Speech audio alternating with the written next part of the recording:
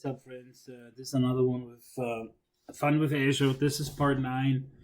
We're still at access control within Synapse Studio. So let me head over to the portal real quick. And let's get into the weeds, so to speak. So let me cancel out of here just to show you how I got there. Well, let me do it from the portal end. So this is my view in the portal, my workspace. All right, I'm on the overviews area, and I'm gonna go to the Synapse Studio. There's other ways of launching this. You can actually use that link on its own. I think it's azuresynapse.net. So if I copy this somewhere to here, just to show you real quick, basically just that link up there. So you can pass this on to someone. Then they don't need to go through the portal. I think that's an important one as well. But they would now, I think the AD, that's all fine. But I have access to multiple of them. So now you need to select which one. And the one that I'm working with today is that one. So, and I just deleted that tab. Let me go back. Gives you the chance to see it again. And then let me bring it up. This is that. Then I think it's this. No, it's this one. I think that's the one. And then continue. Right, and that should connect me to. So this would be another way for some of your users to connect to this. But once we're in there, we go manage access control. Right. This is where I want to spend a bit more time on today to discuss those different roles. And also, because I do work with customers who look at this and say, oh my goodness, how are we going to lay this out, right? In terms of where should my users be, right? And I kind of, as a quick kind of preparation on this video, I looked at this and I see a lot of that kind of structure here. So we have folks who are admins, and then obviously they do, from a permissions perspective, they have pretty wide permissions or high permissions. They can do pretty much everything. And then we have that on a Synapse workspace. Keep in mind, this is a multi-user environment with multiple different roles. We have like data scientists, we have data engineers, we have data analysts, business analysts, and the list goes on and on. So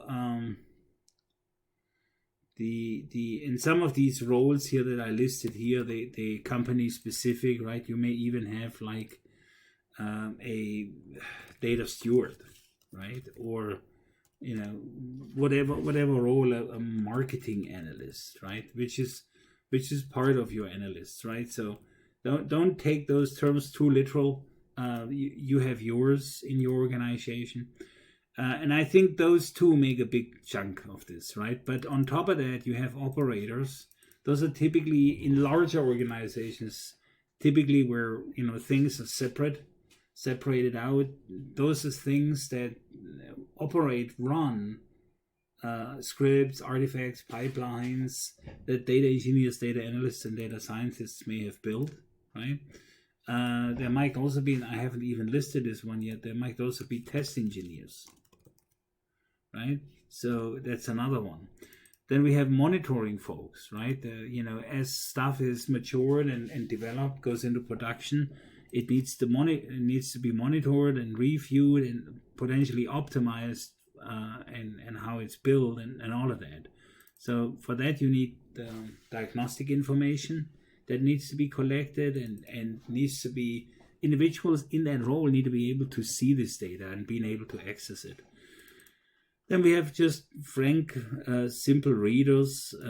There's also the concept of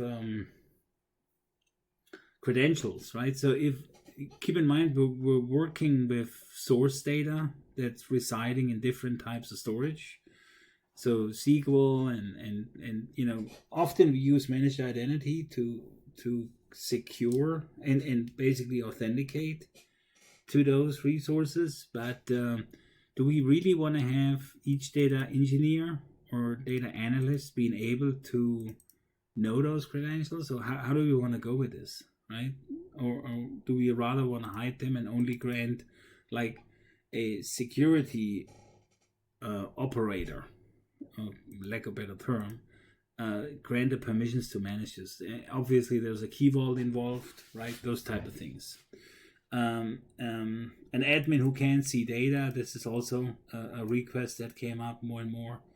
But just to give you a high level idea on who could be part of your cluster for setup, and then you need to think about what is it that they want. What type of tasks should those resources be able to do, right? And what permissions do they need? And when I say what permissions they need, the question is ideally what permissions do they need to only do those tasks, right? I mean, we could make everyone an admin, then everyone can do everything, but that might also be a recipe for disaster, even though you can set up auditing as well, right? So that's another thing to be aware of. Okay. All right, so maybe the auditing part is also something we should have a closer look. In a current customer engagement of mine, I'm dealing with multiple admins, and like I said, admins can delete stuff, right? And then it's always when stuff disappears, scripts, pipelines, etc. Then the question is always why did that disappear? And this is where the audit log can help. All right, so this is that, but let's head over into the help because I want to show you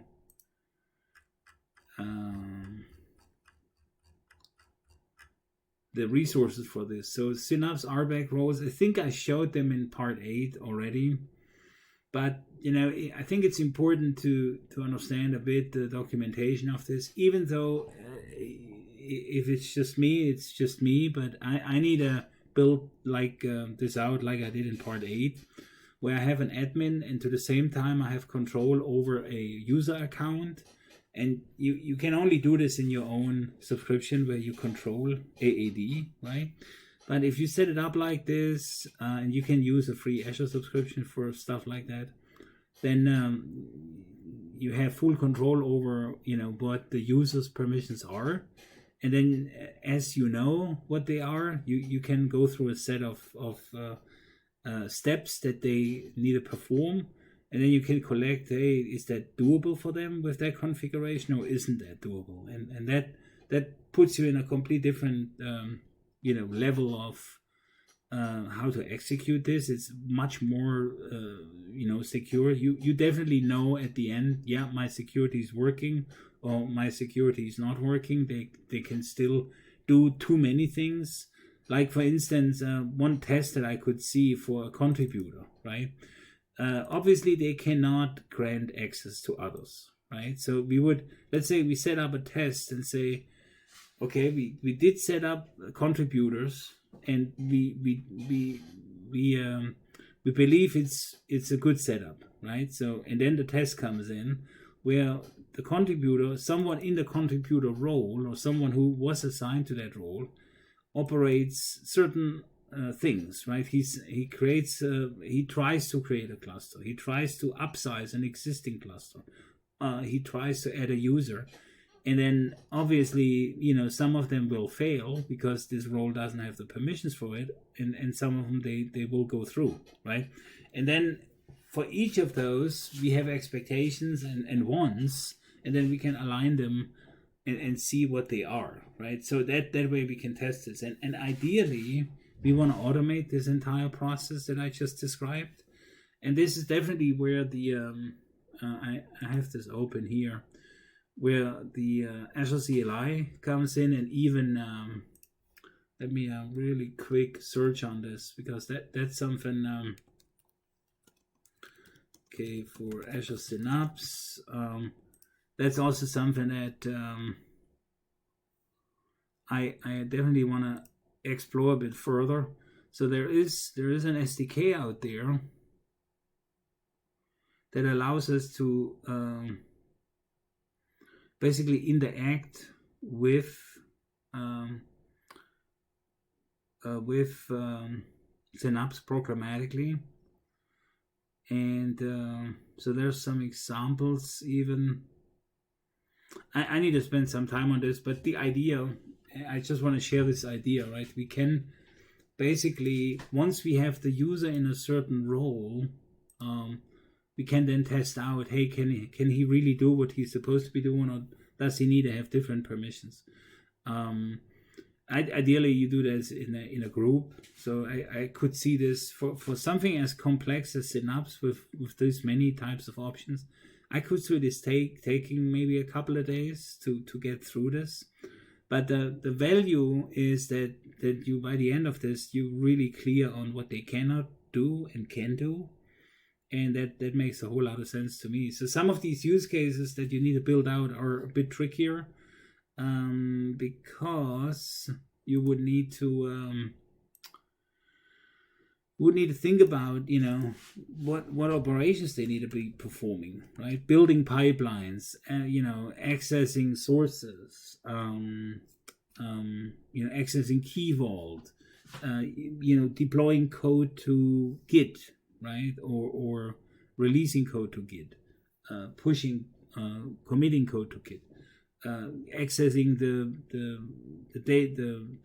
storage account, right? The data lake and stuff like that. So what permissions do they all need to make that successful?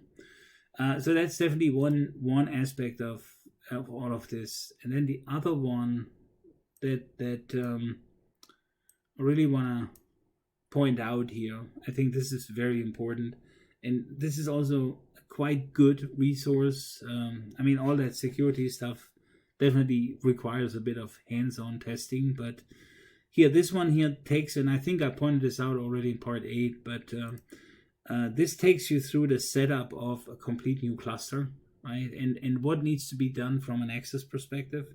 So that, the situation is, as we described earlier, multi-user environment, multiple groups potentially. Think about what you need in terms of security and access, right? Because as you add resources, storage accounts, Git repos, Key Vault, you need to make sure that the respective users can access those and consume them and work with them. That article here gives you quite a bit of details on this. Like number 4 as an example, where it talks about granting the workspace access to the default storage container, right? So, that's pretty important stuff.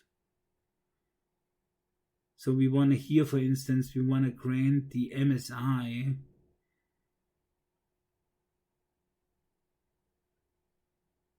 basically access to the container 1 of the storage account, right? So that we can actually run pipelines and perform system tasks, right? So those are things that maybe are not immediately apparent, right?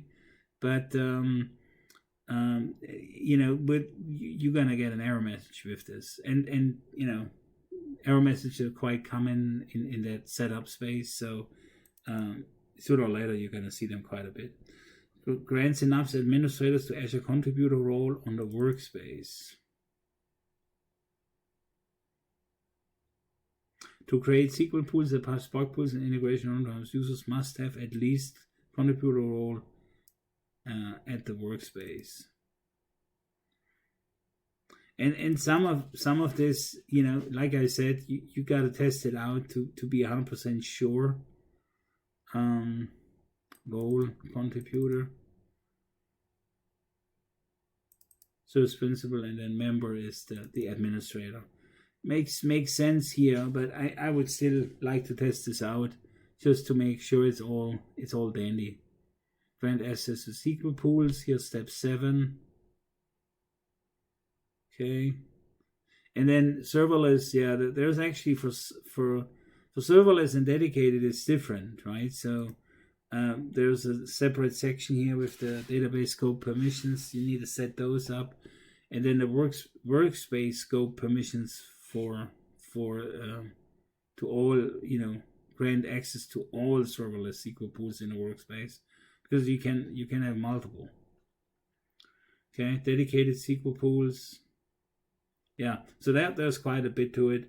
I would also recommend going through that article. Now, network security here, this it's a bit of a joke to have this like described like this, but because this in its own is like a deeper dive, but something for another day, I would think.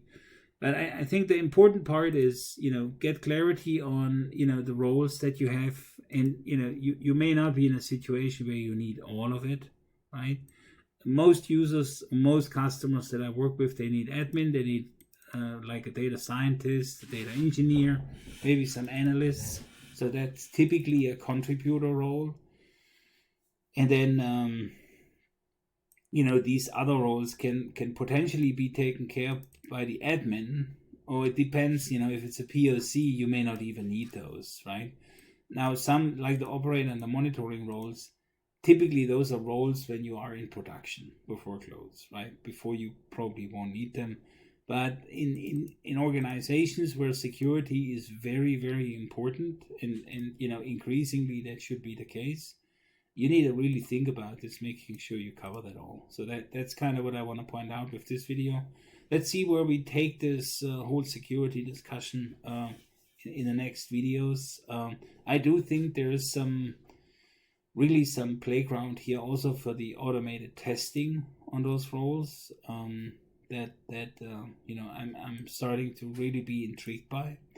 But I also want to make sure I'm not going, at least initially, I'm not going too deep, because this is still just a Synapse Studio class. And when I look at manage, we did quite a bit now within access control. Maybe we need to check out some other areas here in manage. Let me think about this, but yeah, hopefully that was good, and you got some value out of it. Definitely a more complex topic, the access and what to use and what not. And I'm not saying you should just use administrators, right? Don't get me wrong, right? But I see this sometimes that if it's just quickly getting some stuff done, and working with it in a POC type of environment where you even deprovision the cluster later, you may not need to worry about what we talked about here in this video. But like I said, in a production-like setup, I think there's no way around it. All right, thank you. Have a good one, and talk soon again. Cheers.